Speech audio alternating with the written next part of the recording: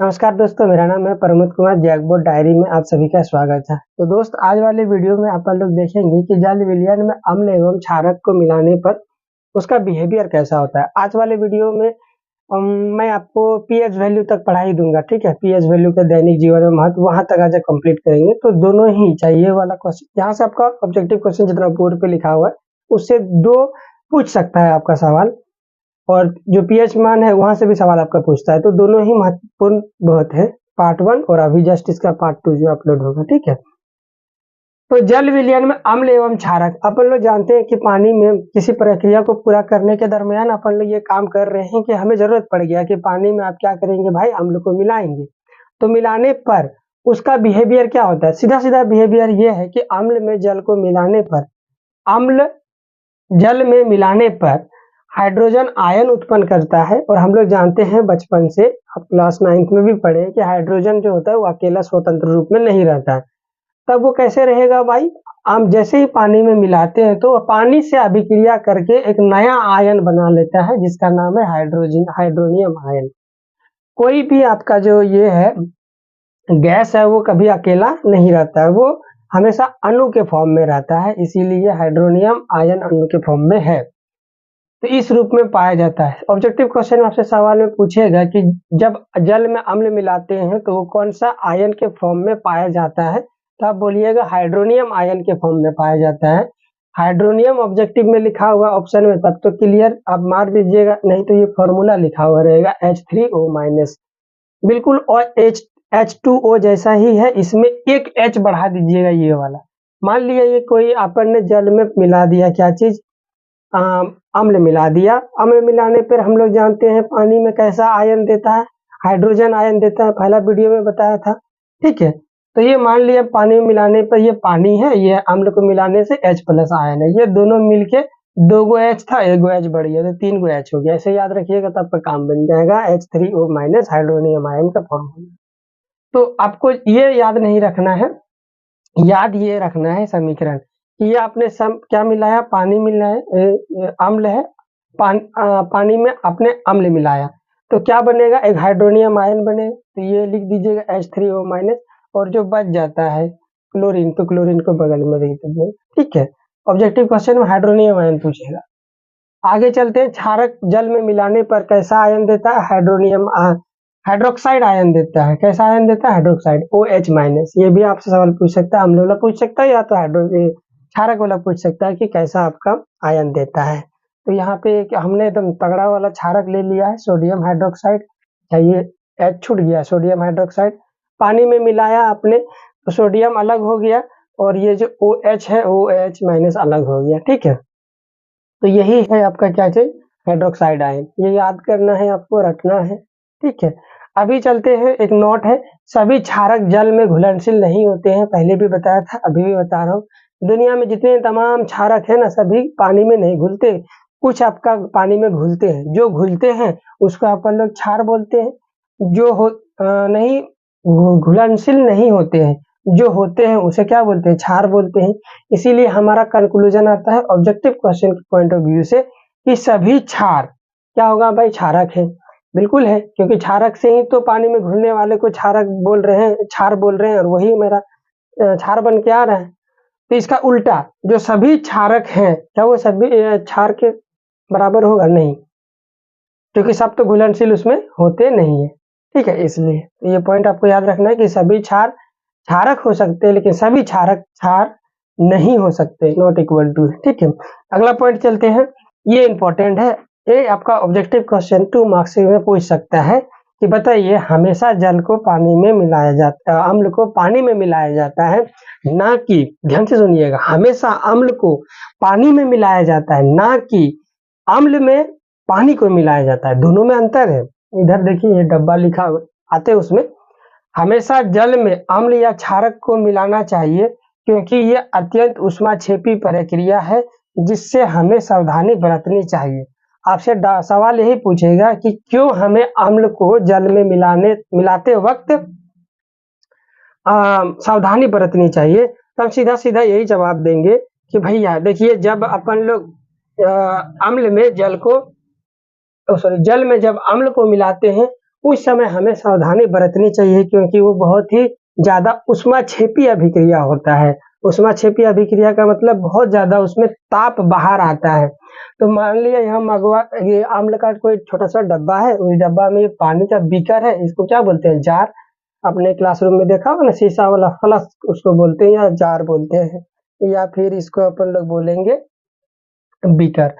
तो मान लिया एगो छोटा-सा अम्ल का डब्बा, उस अम्ल का डब्बा से आप इसको डाल रहे हैं ऐसे, तो हथवा तो आपका ऊपरे रह गया ना, जैसे मिलाएंगे ना यहाँ से भाप निकलेगा, तो आपका हाथ को जला सकता है। इसीलिए आपको सावधानी बरतना चाहिए। भाप निकलने का मतलब क्या हो गया भाई?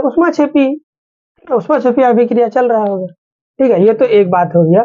दूसरा हम लोग कौन सा काम नहीं करते हैं, दूसरा ये काम हम लोग नहीं करते हैं कि आपने पूरा जार में एकदम आधा अम्ल डाल दिया, अब बूंद-बूंद उसमें पानी डाल रहे हैं। भैया ऐसा नहीं करना है। ऐसा कीजिएगा ना तो ये बहुत खतरनाक होता है। ये ऊष्माक्षेपी तो होगा ही होगा, ब्लास्ट भी कर सकता है। ये फफूंद उठना चालू हो जाएगा, फैन जिसको बोलते हैं घरेलू लैंग्वेज में। ये फफूंद आपका उठते हुए वाष्पलित होकर बाहर आ जाएगा। आस्फलित उसको बोलेंगे। जैसे मान लिया ये आपका क्या है भाई? अम्ल है HCl। जैसे इसमें आपने H2O डाला पानी, इसके बाद ऐसे बॉयल होके एकदम यूं बाहर एक दो वीडियो में आपने देखा होगा ना भाई, कोको कोला का डब्बा में वो लोग डाल देते हैं कौन सा चॉकलेट को, या पोलो चॉकलेट या लोको चॉकलेट एगो आता है ना, भूल गया, वो अपन ने शॉर्ट वीडियो में देखा था। तो पूरा डब देखते हैं कैसे फफूंद फेंकता है बाहर, वैसे ही। लेकिन वो वाला तो ठंडा होता है भाई, ये वाला बहुत खतरनाक होता है, ये हाथ का हड्डी तक जला सकता है।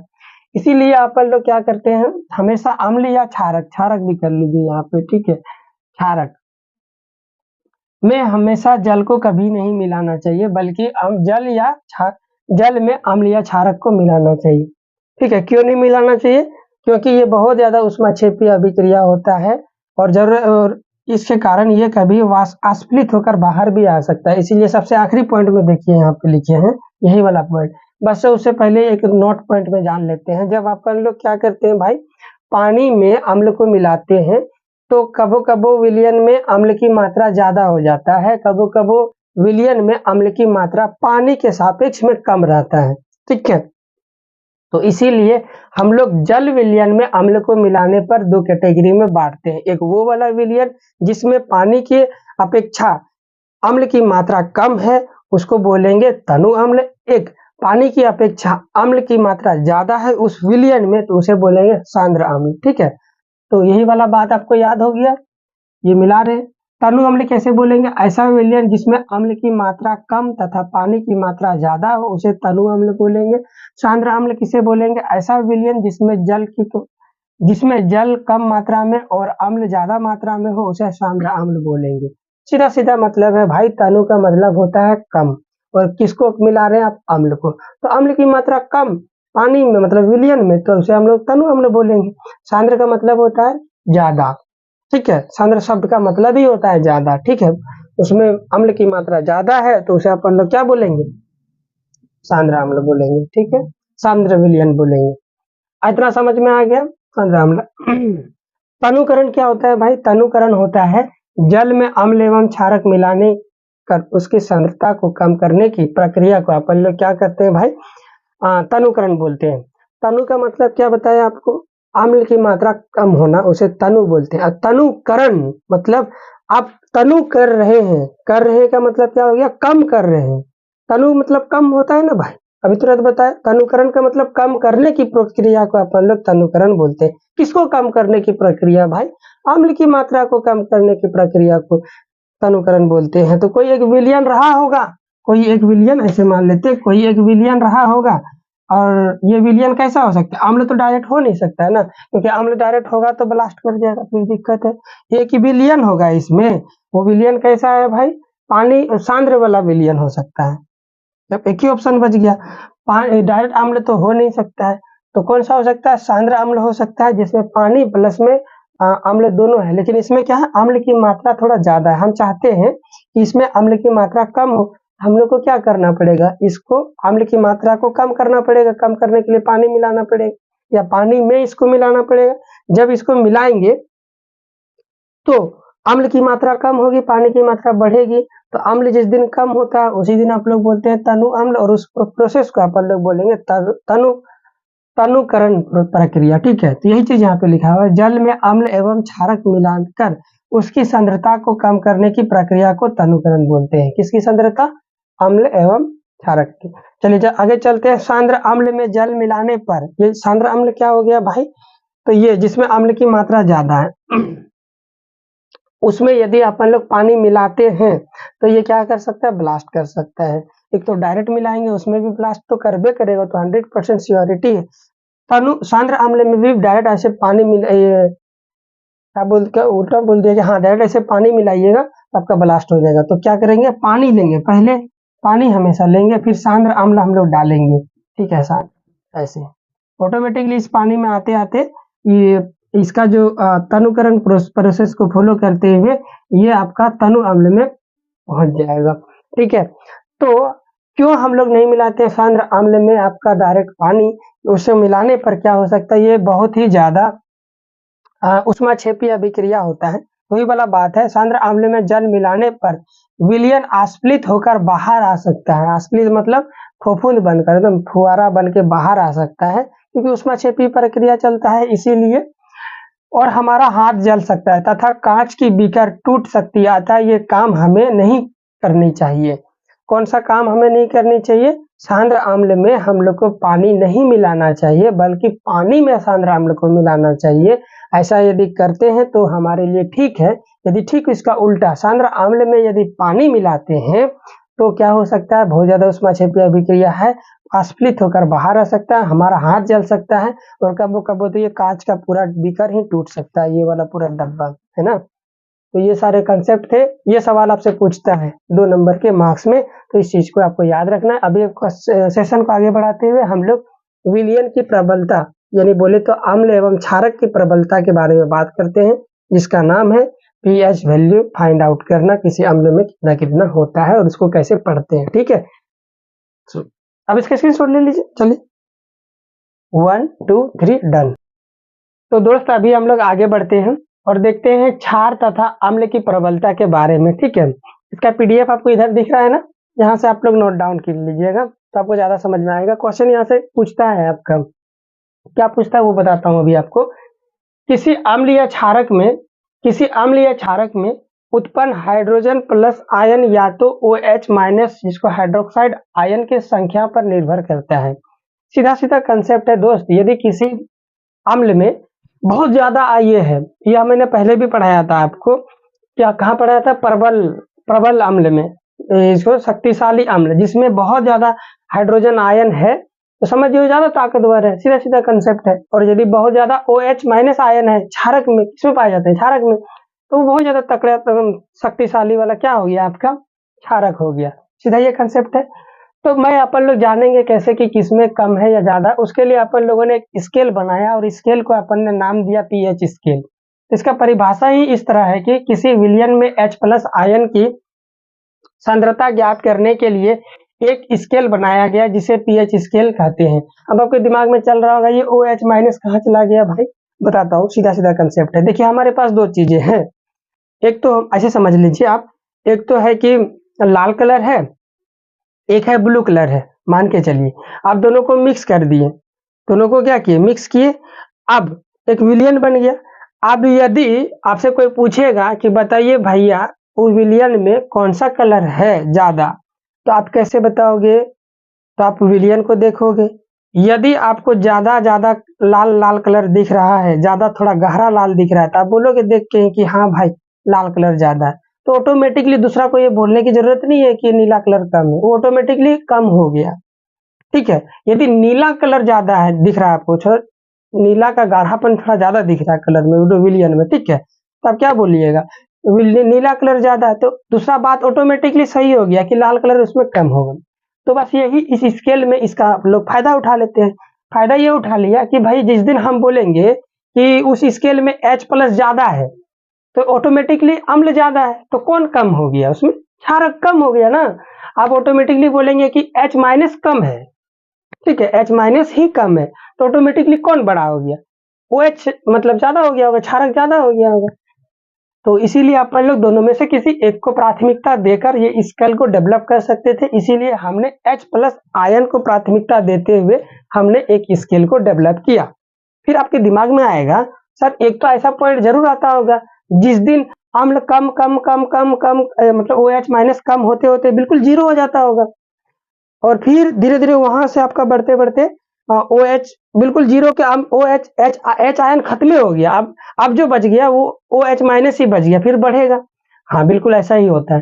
तो अच्छा आप कहानी समझ में आ गया, जहाँ जीरो होता है वहां से इधर हो गया तो आपका क्षार, इधर से इधर अम्ल। लेकिन दोस्त वो वाला पॉइंट जो होता है ना वो जीरो नहीं होता। हम लोग ऐसा बोलते हैं, ऐसा मानते हैं कि स्केल को अपन लोग हमेशा जीरो से स्टार्ट करेंगे तो ज्यादा अच्छा है। 0 1 2 3 4 5 6, और जिस पॉइंट पे एकदम पूरा न्यूट्रल हो जाएगा, दोनों पूरी तरह से एक दूसरे की ताकत को खत्म कर देगा, उसको न्यूट्रल पॉइंट बोल देंगे। तो वो न्यूट्रल पॉइंट कहाँ पे होता है? 7 पे होता है, जीरो नहीं होता है। काम बिल्कुल वही है, लेकिन वो जो संख्या है वो जीरो ना होकर 7 होता है, क्योंकि हमारी आदत सी हो गई ना स्केल को कहाँ से देखना भाई, जीरो से बढ़ते हुए क्रम में देखना, 1 2 3 इस तरह देखना हमारी आदत हो गया। तो हम अब याद कर लेते हैं कि जहाँ पे एकदम पूरा न्यूट्रल हो जाता है उसको हम लोग उदासीन बोलते हैं। उस पॉइंट का नाम, उस पॉइंट का वैल्यू कितना है? 7 है। ठीक है, आपको याद हो जाएगा।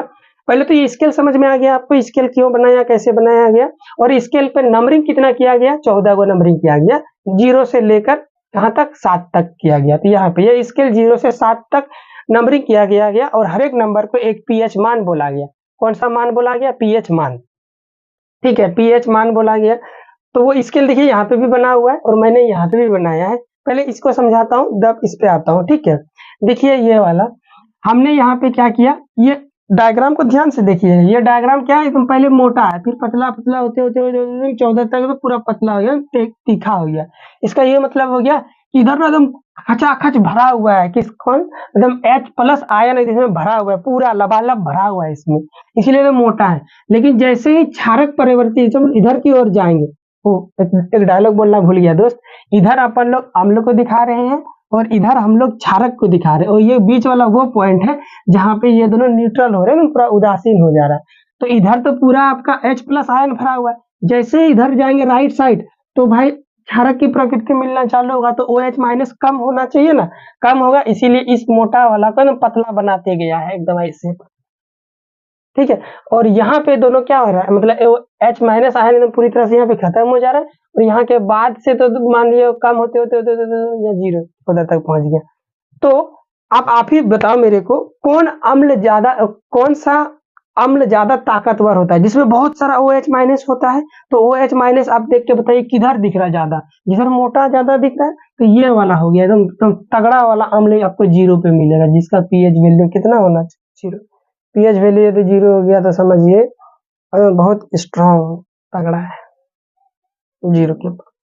समझ में आया दोस्त? आगे चलते हैं। यहाँ उदासीन 7 पे क्या हो गया, बिल्कुल उदासीन हो गया, ना तो इसमें अम्ल है ना ही क्षारक है। ये स्केल आपको समझ में आ गया ना? अब इधर समझते हैं, इधर ये पॉइंट इंपॉर्टेंट है। ठीक है, ये यहाँ से आपका ऑब्जेक्टिव क्वेश्चन पूछता है ज्यादा।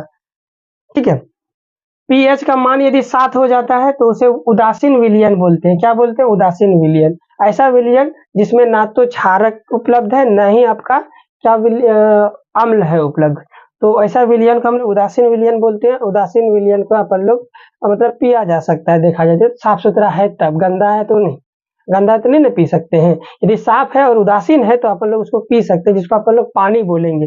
तो शुद्ध जल भी आपका, शुद्ध जल का पीएच मान भी कितना होता है? 7 होता है। ये आपको याद रखना है, ये इंपॉर्टेंट है कि शुद्ध जल का, देखिए यहाँ पे लिख भी दिए हैं, है ना, ये स्केल है आपका, शुद्ध जल का पीएच मान कितना होता है? 7 होता है, याद रखिएगा।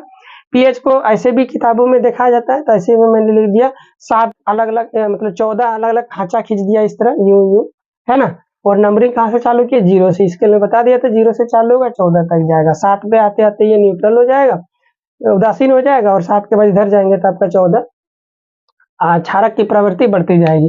तो यही चीज हम यहाँ पे भी लिखे हुए हैं, चाहे यहाँ से समझ लीजिए चाहे वहां से समझ लीजिए। ये वाला भी बता दिया आपको क्यों डायग्राम ऐसे बनाया गया है, और ये थोड़ा मतलब कॉमन लोगों के लिए, जो हमारे जो साइंस के बच्चे नहीं है वो ज्यादा इस स्किल को समझते हैं, क्योंकि बचपन से ऐसा स्किल उन्होंने देखा है।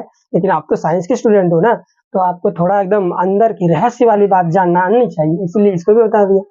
दोनों बात बराबर है। आई होप समझ में आ गया होगा। तो आप एक बात बताइए, इधर जाएंगे तो अम्ल की प्रवृत्ति बढ़ेगी ना, अम्ल की प्रवृत्ति बढ़ेगी। देखिए तीर के इधर से इधर जा रहे हैं तो अम्ल की प्रकृति बढ़ती जाएगी, OH आयन में वृद्धि होगी, OH आयन में वृद्धि हो रही है, मोटा हो रहा है, वृद्धि हो रहा है।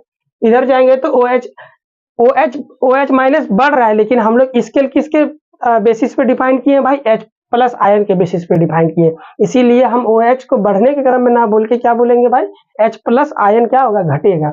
H प्लस आयन की कमी होगी, H प्लस आयन की क्या होगी, कमी होगी, और क्षारक की प्रकृति क्या होगी, बढ़ती जाएगी। ये बात समझ में आ गई। अब अगला पॉइंट पे चलते हैं कि दैनिक जीवन में हमारा pH का मान महत्व क्या है। 2-3 पॉइंट है जो आपको याद रखने हैं इसमें। हालांकि इसका लॉजिक इधर पूरा डब्बा में लिखा हुआ है, वो जब तक मैं बताऊंगा नहीं, डब्बा बोले तो इधर PDF लगा रहा हूँ ना भाई ऊपर ही, ये PDF में लिखा हुआ है, उसको बताऊंगा तभी आपको समझ में आएगा। तो एक एक पॉइंट को जानना चालू करते हैं और इंपॉर्टेंट बातों को भी ध्यान में रखते हुए याद करते हुए जाएंगे, ठीक है। तो हमारे शरीर में pH का मान कितना रहता है भाई, 7 से 8 के बीच में रहता है। ये आपसे सवाल पूछेगा ऑब्जेक्टिव में कि 7 से 7.8 के बीच में रहता है हमारा शरीर में pH वैल्यू का मान। हमारे शरीर में भी अम्ल होता है, हमारे पेट में भी अम्ल होता है, स्टोमक जिसको बोलते हैं, वो क्या उधर, आप बायोलॉजी में पढ़ोगे ना पेट के अलग अलग अंग के बारे में, तो वहाँ पे आपको उधर मिलेगा। उधर क्या होता है भाई, ऐसे होता है उधर, देखो ये हमारा पेट की समझ लीजिए पाइप है, ये इसको बोलते हैं उधर। हाँ, ये तो आप बायोलॉजी में सीखोगे ही। तो उधर से क्या होता है भाई, अम्ल निकलते रहता है। कभी आपने सोचा है कि हमारा खाना क्यों पच जाता है। कभी कभी हम अच्छा से खाना को चबाते भी नहीं है और जाने के बाद यहाँ एकदम पूरा क्या बोलते हैं, पच जाता है ना, डाइजेस्ट हो जाता है। क्यों होता है, क्योंकि उसको तोड़ने के लिए कोई तो उसको गला रहा होगा ना। और कौन गला सकता है भाई, हम लोग शुरू से जानते हैं कि अम्ल बहुत खतरनाक चीज होता है। वो हथुआ में रखेंगे तो हथुआ को गला देगा। तो सोचिए वो तो खाना है एकदम, वो भी एकदम मस्त बॉइल किया हुआ खाना है, चावल दाल है, उसको तो आराम से एकदम गला सकता है। तो तुम कम मात्रा में क्या निकलता है, अम्ल निकलता है। और वो कौन अम्ल है, हाइड्रोक्लोरिक अम्ल। देखिए इधर कहीं लिखा होगा, देखिए कहाँ पे, ये देखिए पाचन तंत्र में कौन सा अम्ल पाया जाता है, हाइड्रोक्लोरिक अम्ल पाया जाता है। हाइड्रोक्लोरिक अम्ल बोल दिया ना, तो मतलब वहां पे भी pH तो होगा ही होगा। इसीलिए यहाँ पे हमने लिखा है दैनिक जीवन में pH का महत्व, मतलब पाचन तंत्र में भी pH है। और कौन सा फॉर्म में है, वो HCl के फॉर्म में है। ये HCl क्या करता है भाई, हमारे खाना को पचाने का काम करता है। ये कभी रुकता नहीं है, हमेशा दिन रहे चाहे रात रहे, वो pH आपका धीरे धीरे निकलते रहता है पेट के अंदर। अब वो उसका काम क्या है भाई, खाना को छोटा छोटा टुकड़ा में तोड़ के गलाना, ठीक है, इस तरह से। और उसमें जो इम्पोर्टेंट रस है उसको बाहर कर देना, अलग कर देना। तो जब टूटेगा तभी ना रस को अलग कर पाएंगे, और वही हमारे बॉडी को ताकत दिलाते में मदद करता है। वो वाला रस, अच्छा वाला रस, और गंदा वाला रस हमारा बॉडी से बाहर आ जाता है, ठीक है, अवशिष्ट पदार्थ के रूप में। तो इमेजिन कीजिए, जिस दिन आप खाना नहीं खा रहे हैं लेकिन आपका रस क्या है भाई, वो तो निकलते जा रहा है। हाइड्रोक्लोरिक एसिड जो अम्ल है वो तो निकलता जा रहा है, उसका काम है खाना को तोड़ना, भोजन को तोड़ना। लेकिन जिस दिन आपने भोजन नहीं खाया तो उस दिन उसको भोजन नहीं मिल पाएगा। तो क्या होगा भाई, रस तो रुकेगा नहीं, अम्ल तो बाहर निकलना रुकेगा नहीं, रुकता जाएगा। तो उसको जो कुछ भी मिलेगा तोड़ना चालू कर देगा। तो आपका बॉडी के अंदर जो मांसपेशियां है ना, उसी से वो उसको इफेक्ट करना चालू कर देता है, उसी को लगेगा अभिक्रिया होकर उसी को तोड़ना चालू कर दिया। तो आपको उस समय ना पेट बहुत दर्द होना चालू हो जाएगा दोस्त, लगेगा यार पेट क्या हो रहा है। तो आदमी बोलेगा भूखे हो ना इसीलिए पेट दर्द कर रहा है। भाई पेट दर्द इसलिए कर रहा है क्योंकि अंदर में अम्ल निकलता है, और अम्ल का काम है भोजन को तोड़ना। आपने भोजन खाया नहीं है, जिसके कारण भोजन के अंदर में कमी हो गई, तो अम्ल को जो कुछ मिला उसको तोड़ना चालू कर दिया। और अम्ल में पेट के अंदर तो मांसपेशियां होती है तो उसको भी तोड़ना चालू कर देता है, जिसके कारण हमारा पेट दर्द होता है। तो हम लोग को क्या करना पड़ेगा भाई, तुरंत उसको न्यूट्रल करने के लिए या तो खाना खा लो, या फिर अम्ल को उदासीन करना पड़ेगा आपको। तो अम्ल को कौन उदासीन कर सकता है, क्षारक। तो आपको क्षारक खाना पड़ेगा। तो यूं नहीं कि क्षारक को उठा के पूरा ये खा लो। सर्प में क्षारक होता है ना भाई, खाद में क्षारक होता है ना भाई, उसको नहीं खाते हम लोग। मेडिकल में टैबलेट मिलता है जो उसमें कम मात्रा में क्षारक मिला हुआ है, तो उस टैबलेट को जैसे खाएंगे ना पेट के अंदर जाएगा, जो निकलता हुआ अम्ल है ना उसको एकदम उदासीन कर देगा। तो क्वेश्चन आपसे ये पूछेगा, पेट दर्द होने पर अम्ल की क्या बोलते हैं उसको, सांद्रता बढ़ जाती है, अम्ल की मात्रा बढ़ जाती है, तो उसको उदासीन करने के लिए कौन सा दवाई लेते हैं हम लोग। हालांकि ये बायोलॉजी में भी आप पढ़ोगे, तो उस दवाई का नाम है एंटासिड। देखिए ये वाला क्या नाम है, एंटासिड। तो ये कहानी समझा दिया मैंने आपको पूरी तरह से। पाचन तंत्र, यहाँ लंबा चौड़ा कहानी लिखा उसको मैंने आपको समझा दिया। और ये pH रेंज हमारे शरीर में कितना होना चाहिए, 7 से 7.8 के बीच में होना चाहिए। देखिए वर्षा भी होते रहता है हमारे दैनिक जीवन में, कुछ वर्षा ऐसा होता है जो हमारे आलू को खराब कर देता है। गाँव से हैं तो आप जानते होंगे, धान कभी खराब हो गया, आलू कभी खराब हो गया, मक्का वगैरह कभी खराब हो गया, ज़्यादातर पानी गिरने की वजह से, ओस गिरने की वजह से। तो दोस्त क्यों खराब होता है? तो अक्सर ऐसे देखा गया है कि उस जो पानी गिर रहा है ना, उस पानी में अम्ल की मात्रा ज़्यादा है। अम्ल की मात्रा ज़्यादा है, इसीलिए हमारा जो खेती है वो पूरी तरह से खराब हो गया। तो जिस वर्षा में अम्ल की मात्रा ज़्यादा हो, उस वर्षा को हम लोग बोलते हैं अम्ल वर्षा। सर हम लोग तो आजकल पीएच स्केल जान चुके हैं ना, तो एग्ज़ैक्ट वैल्यू नहीं बता सकते हैं क्या कि यदि पीएच का इतना मान से कम हो गया तो अम्ल वर्षा बोलेंगे? हाँ, है ना? देखिए यहाँ पे वही लिखा हुआ है कि पीएच का मान यदि 5.6 से कम हो जाए, 5.6 मतलब इधर कहीं पे होगा 5.6, इधर और भी यदि कम हो गया तो अम्ल की ज़्यादा मात्रा हो गया पानी में, इधर जाएँगे तो कम होगा ना भाई। इधर जाएँगे तो सॉरी बढ़ेगा ना अम्ल की मात्रा, तो पानी में यदि अम्ल की मात्रा बढ़ेगा तो सबको नुकसान पहुँचा देगा, पूरा खेती को बर्बाद कर देगा। तो वैसे वर्षा को हम लोग क्या बोलते हैं? अम्ल वर्षा बोलते हैं या अम्लीय वर्षा बोलते हैं। आपसे सवाल पूछेगा तो बहुत इंपॉर्टेंट क्वेश्चन है, वीवीआई, ठीक है? ये वीवीआई हो गया। अम्लीय वर्षा से आप क्या समझते हैं? तो हम लोग बोलेंगे जवाब में कि ऐसा वर्षा जिसमें पीएच का मान 5.6 से कम होता है, वैसे वर्षा को हम लोग अम्लीय वर्षा बोलते हैं और ये हमारे खेती के लिए नुकसानदेह है, खतरनाक है, ठीक है? पहले मिट्टी का पीएच को समझिए, उतना इम्पोर्टेंट नहीं है। पीएच मान देखिए मिट्टी में क्या होता है ना, पीएच मतलब अम्ल और क्षारक ये दोनों न्यूट्रल में होना चाहिए, बराबर-बराबर में होना चाहिए। तो मिट्टी को हम लोग पोषक बोलते हैं, अम्ल उसमें होना चाहिए, तो उस मिट्टी को पोषक नहीं बल्कि उसको उपजाऊ मिट्टी बोलेंगे, ठीक है? लेकिन कब्बो-कब्बो क्या हो जाता है ना कि मिट्टी में ना अम्ल की मात्रा बढ़ जाता है। तो पौधा हमारा क्या होता है, बिल्कुल उसका जड़ जो होता है ना वही गलना चालू हो जाता है। तो हम लोग ऐसे बोलते हैं कि हमारा मिट्टी उपजाऊ नहीं है। तो उस अम्ल को क्या करना पड़ेगा दोस्त, कम करना पड़ेगा ना। तो अम्ल को कौन काम करता है? क्षारक काम करता है। तो क्षारक हम लोग को बाज़ार में मिलता है, कैसे? खाद के रूप में। तो खाद हम लोग खरीद के लाते हैं ना, पूरा छींटते हैं। तो फिर क्या हो जाता है, जो मिट्टी में आपका अम्ल प्रेज़ेंट है ज़्यादा मात्रा में, उसको एकदम न्यूट्रल कर देता है और बराबर उपजाऊ मिट्टी बना देता है। तो लोगों को लगता है खाद डालने पे ना एकदम आपका एकदम खेती क्या होता है, एकदम बढ़ जाता है आपका, मस्त एकदम आलू होता है आपका, जो भी सब्जियाँ वगैरह वो होता है। तो लॉजिक आपको पता चल गया ना, मिट्टी के अंदर क्या होता है आपका अम्ल होता है और अम्ल को कम करने के लिए क्षारक हम लोग डालते हैं, इसीलिए खाद डालते हैं ताकि वो दोनों न्यूट्रल होके मिट्टी को कोई क्षति ना पहुँचाए। और मिट्टी यदि हमारा अच्छा रहेगा, उपजाऊ रहेगा, ज़्यादा अम्लीय नहीं रहेगा, ज़्यादा क्षारीय प्रकृति का मिट्टी नहीं रहेगा, तो हम लोग का जड़ अच्छा से फैलेगा ज़मीन पर, मिट्टी के अंदर, और जड़ फैलेगा तभी तो हम लोग का उसमें अच्छे-अच्छे सब्जियाँ बनेंगे, उगेंगे, ठीक है? वो तो उसको न्यूट्रल करने के लिए हम लोग खाद मिलाते हैं। तो यही चीज़ है, मिट्टी में भी पीएच का मान कैसा होना चाहिए? न्यूट्रल होना चाहिए, तभी वो उपजाऊ भूमि कहलाता है। इसीलिए अपन लोग क्या करते हैं, मिट्टी का जाँच करवाते हैं। कहाँ जाँच करवाते हैं भाई? लैब में, जहाँ आपका आस-पास के एग्रीकल्चर कॉलेज है ना, वहाँ पे आप जाके चेक करवा सकते हो कि मेरा मिट्टी का पीएच मान बताइए कितना है? उसके अनुसार आप उसपे खाद डालिएगा तो आपको ज़्यादा खेती में फ़ायदा मिलेगा। खैर चलिए, अपन लोग तो साइंस के बच्चे, आप तो इंजीनियर, डॉक्टर बनोगे, है ना?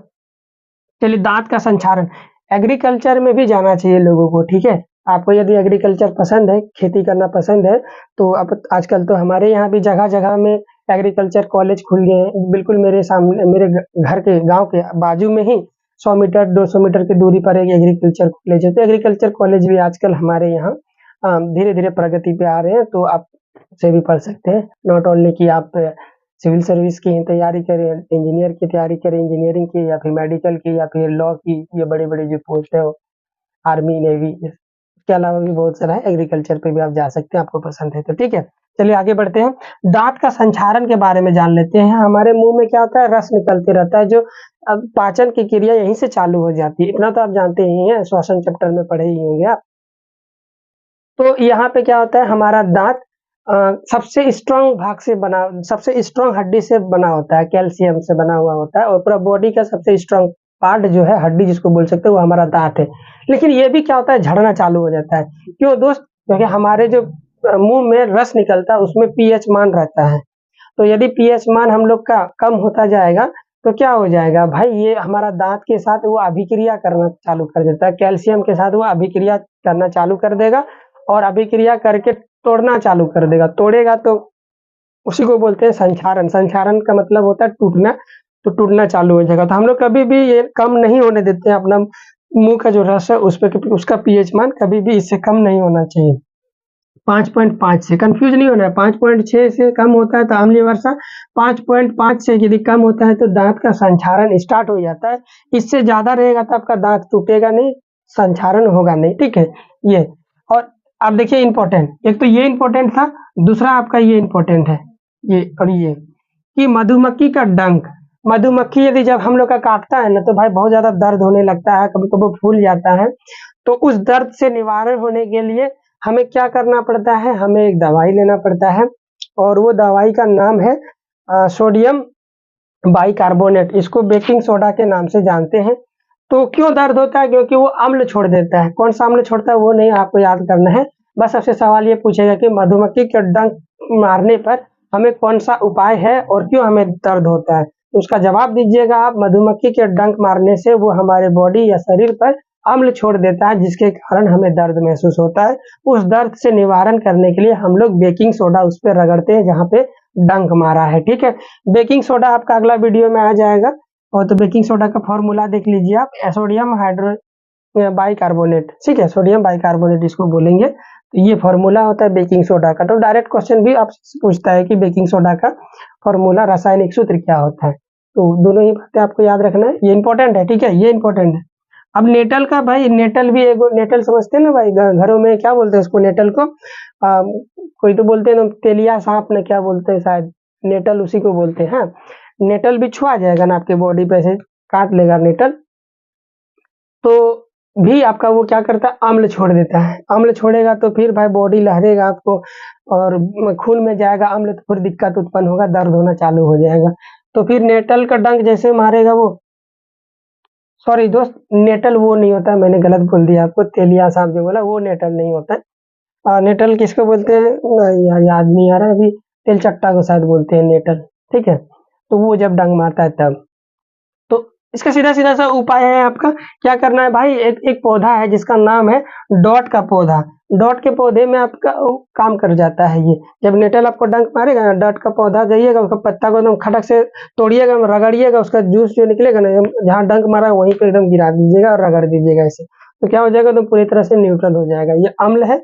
तो डॉट का पौधा कैसा रहा होगा, क्षारीय प्रकृति का रहा होगा, जिसके कारण वो क्या कर देता है, आपका न्यूट्रल कर देता है, उदासीन, तो दर्द आपका पूरी तरह से खत्म हो जाता है। तो लगे हाँ, तो ये भी आप समझ में आ गया होगा कि मधुमक्खी का डंक में यदि अम्ल छोड़ता है तो उसको न्यूट्रल कौन कर सकता है, क्षार न्यूट्रल कर सकता है। यदि हम यहाँ पे बेकिंग सोडा का इस्तेमाल कर रहे हैं, इसका मतलब सोडियम बाइकार्बोनेट कैसा प्रकृति का होगा, क्षार प्रकृति का होगा, ठीक है। इन सारी बातों को भी आप याद रखिएगा।